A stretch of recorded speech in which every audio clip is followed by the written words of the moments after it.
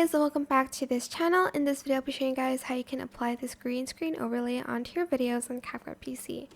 So I'm just going to apply this overlay that I found on CapCut, and I'm also going to add in a video underneath that. I'm just going to add this one.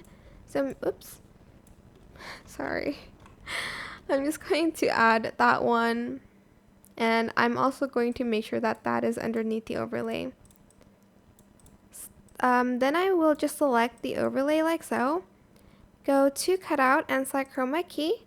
Select the color picker and select the green area and adjust the strength till the green is gone. You can even add in some shadows as well if you'd like to. But yeah, that is it. Super simple. You can also go to basic and change the blend mode if you want to. You don't have to, but only if you want to.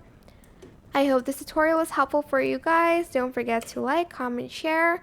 Also subscribe to this channel if you haven't done that already. If you have any more questions, just leave it in the comment section down below, and I will try my best to answer them all for you guys. And if you found this video helpful, please click the thanks button above the description box down below. Thank you so much for watching. Bye!